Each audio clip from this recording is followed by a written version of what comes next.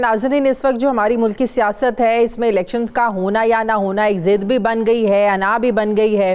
तमाम सियासी वैल्यूज़ और नॉर्म्स को दाव पर लगाया जा रहा है। कानून और आइन को अपने हक़ में मोड़ कर एक दूसरे को नीचा दिखाने की कोशिश की जा रही है। इमरान खान हर कीमत पर अर्ली इलेक्शन चाहते हैं और PDM नहीं चाहती है। कप्तान ने खूब मज़ामत की, सियासत की, जलसे जुलूसों की एक पूरी सीरीज़ भी उन्होंने चलाई। PDM नहीं मानी, बल्कि इस्टेब्लिशमेंट ने भी कोई लिफ्ट नहीं कराई। तो इमरान खान ने अर्ली इलेक्शन के लिए असम्बलियां तोड़ दी, कौमी असम्बली से इस्तीफे दे दिए। अब बाय बुक 90 रोज में तो इलेक्शंस होने हैं, लेकिन इत्तेहादी हुकूमत इसमें भी अब रास्ते तलाश कर रही है कि कैसे कोई डिलेइंग टैक्टिक्स इस्तेमाल करके इनको आगे बढ़ाया जाए, इलेक्शन वक्त पर ना करवाए जाए।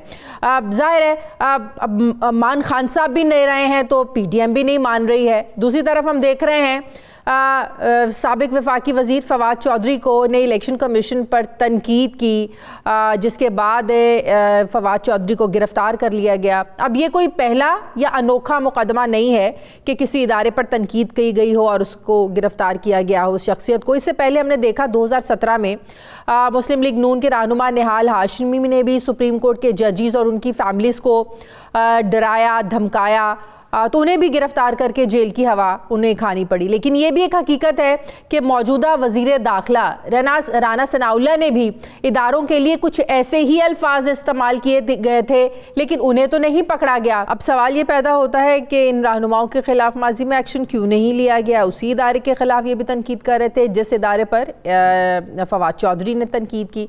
नाज़रीन, सिर्फ इलेक्शन कमीशन ही नहीं, आइनी और रियासती इदारों की जो बेतौकीरी है ये किसी भी सूरत में काबिल कबूल नहीं होनी चाहिए। लेकिन यहाँ पर सवाल आइनी इदारों की गैर जानिबदारी पर उठता है। सवाल उस तफरीक पर उठता है जो एक ही जुर्म करने पर फवाद चौधरी और राना सनाउल्लाह के दरमियान कर दी जाती है। सवाल एक ही कानून पर इदारों के दोहरे म्यार पर उठता है। सवाल उस वक्त भी उठता है जो बदल जाए तो कल के दोस्त आज के दुश्मन और कल के दुश्मन आज के दोस्त बन जाते हैं। नाज़रीन, PDM का ये मानना है कि मर्दमशुमारी के बगैर इलेक्शन नहीं हो सकते और मर्दमशुमारी और नई हल्का बंदियां जाहिर है 90 दिनों में होना ये भी बहुत मुश्किल नजर आता है, बल्कि इम्पॉसिबल सी बात है। फवाद चौधरी साहब की अहलिया हिबा बुखारी साहिबा मेरे साथ हैं, उनसे बात करते हैं। अस्सलाम वालेकुम, बहुत बहुत शुक्रिया। हिबा साहिबा, क्या फवाद चौधरी की गिरफ्तारी से पहले उन्होंने कोई खदशे का इजहार किया था, आपको बताया था कि उनकी गिरफ्तारी हो सकती है? नहीं जी, उन्होंने कोई ऐसा खदशा जाहिर नहीं किया था, लेकिन जब PTR की हुकूमत को घर भेजा गया था तो उसके बाद से आपको पता है कि there is an on and off arrest going on in the country. तो उसके हवाले से खदशात और रिजर्वेशन थी हमारी कि उन्होंने कहा था। हिबा साहिबा, उस दिन हमें पता है आपकी फैमिली, आप, जाहिर है बच्चे, सब लोग बड़े टफ टाइम से गुजर रहे हैं। उस दिन अचानक जब गिरफ्तारी के लिए टीमें आई, उनके पास कोई वारंट नहीं थे, क्योंकि दो मुतज़ाद इत्तलात आ रही थी। कुछ लोग कह रहे थे कि वर्दी में लोग थे पकड़ने के लिए आए, कुछ कह रहे थे कि नहीं वो सादा कपड़ों में मलबूस एहलकार थे जो आए। आप हमें डिटेल्स हमारे साथ शेयर कर सकती हैं कि जब गिरफ्तारी के लिए लोग आए क्या कहा, क्या उज़र उन्होंने पेश किया, क्या रीजंस दी गिरफ्तारी की? गिरफ्तारी तो इसको आप ना कहें, ये अबडक्शन का केस बनता है, क्योंकि जिस तरीके से फवाद चौधरी साहब को घर से उठाया गया, उनके गैरेज में से 14 बंदों ने, वर्दी वाले बंदों ने, और बगैर नंबर प्लेट्स की वीगो डाले आए थे उठाने के लिए। उनका फ़ोन भी छीन लिया और चाबी गाड़ी की जो है वो बहुत दूर फेंक दी गई ताकि उनको कोई फॉलो ना किया जाए, और उसके बाद उनको नामालूम मकाम के ऊपर मुंतकिल कर दिया गया। तो it's an abduction case, I don't think it's an arrest case. तो वो घर की दीवारें फलांग के आए या बाकायदा तरीके से बेल्स दी, मुलाजिमों ने दरवाजे खोले, आए कैसे वो लोग, अंदर एंटर कैसे हुए घर के? वो उस दिन आपको याद होगा कि खान साहब की अरेस्ट का भी इशू चला था। हाँ। तो he was coming back home like at 5:45 in the morning. हाँ। और मैं उनके साथ फोन पे ही थी कि मैं, क्योंकि बच्चों का भी टाइम हो गया था, मैं उठी हुई थी स्कूल भेजने का। तो उन्होंने कहा जी I am reaching home, I am in my garage and I am going inside and call you back. तो मीनवाइल जब 15-20 मिनट गुजर गए तो आई वाज लाइक कि मुझे फ़ोन क्यों नहीं आया अब तक ना। तो जब इन्होंने फ़ोन मैंने किया तो वो नंबर इनका स्विच ऑफ था, पावर्ड ऑफ था, व्हाट्सएप भी एंड ये आपका नॉर्मल कॉल भी। तो उसके ऊपर फिर मैंने अपने स्टाफ को फ़ोन किया तो उन्होंने बताया जी कि ये सारा सिनेरियो इस तरह हुआ है। और हम दरवाजा अपना बंद कर रहे थे तो गाड़ी इन्होंने वहीं रोक दी घर के अंदर, लेकिन it was in the premises of the house. अच्छा, इसका मतलब है फवाद चौधरी की गाड़ी को चेस किया जा रहा था, चेस करते उनके घर तक पहुंचे वो लोग?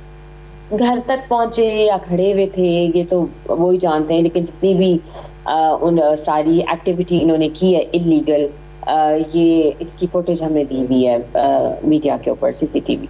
ठीक है, चौधरी परवेज इलाही साहब ने जो कल बात की उस पर उन्होंने माजरत भी कर ली है, तो इस पर क्या कहेंगे? जी मैं अभी कोर्ट में थी, Chaudhary Sahab was calling me to have a word with me, बात करना चाह रहे हैं, और मोनिस भाई का भी फ़ोन आया है, वो तो बिल्कुल मेरे भाइयों की तरह है, उनकी सपोर्ट और बहुत अच्छे आदमी हैं वो।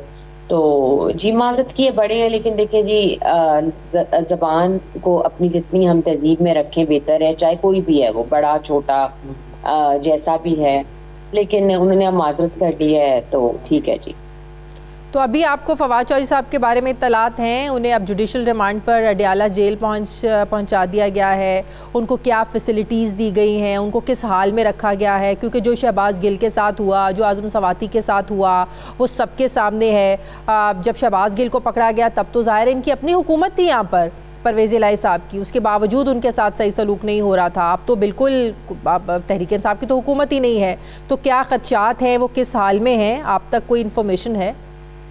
पहले ये कोई किसी सब जेल जो यहाँ पे डिक्लेयर हुई हुई, I don't know the area कहाँ पे हुई हुई है, वहाँ पे कहते के रखेंगे, लेकिन अभी they have move Fawad to Adiala और जो जुडिशल किया है, लेकिन अब तक कोई राब्ता नहीं हो सका। मैंने कपड़े वगैरह उनको भिजवा दिए हैं, because there are timings that we can hand over the clothes and जितनी भी चीज़ें हैं टॉयलेटरीज वगैरह की यूज़ करने की 6 बजे से पहले, तो वो मैंने अभी कहा है कि जी उनको जाके आप प्लीज हैंड ओवर करते हैं, बिकॉज वहाँ पे तो कुछ भी नहीं होना अभी उनके पास। तो मिलना मुलाकात का तो कोई अभी नहीं है। कल सुबह आफ्टर हमने लगाई भी है इनकी बेल 8:30 बजे जी, तो देखते हैं इंशाल्लाह कल क्या होता है। लेकिन खान साहब की भी आपसे बात हुई? खान साहब ने क्या हौसला दिया, तसल्ली दी आपको? उनके साथ क्या बात हुई? खान साहब ने बहुत सपोर्ट किया है, खान साहब ने बहुत इनकरेज किया है, बहुत हौसला अफजाई की है, और he is monitoring it very closely the entire case. सही। और तहरीक इंसाफ की जो और लीडरशिप है सब आपके साथ राब्ते में है, लम्हा बलम्हा आपको रिपोर्ट कर रहे हैं? मेरे पास दुनिया का कोई बंदा नहीं है जिसने मुझे फ़ोन ना किया हो। आई कैन रिमेंबर कि मेरी अभी चैट कितनी बड़ी, I have to reply them, लेकिन बहुत ज़्यादा फवाद के लिए दुआएं, सेहत की दुआएं, सेफ्टी की दुआएं सबसे पहले, बहुत जी हर तरफ से। चलें, अल्लाह ताला सबकी मुश्किलात को, आपकी फ़ैमिली की मुश्किलात को, आपकी मुश्किलात को कम करे। बहुत बहुत शुक्रिया, बहुत शुक्रिया। हमारे साथ हिबा बुखारी साहबा थी, थैंक यू वेरी मच।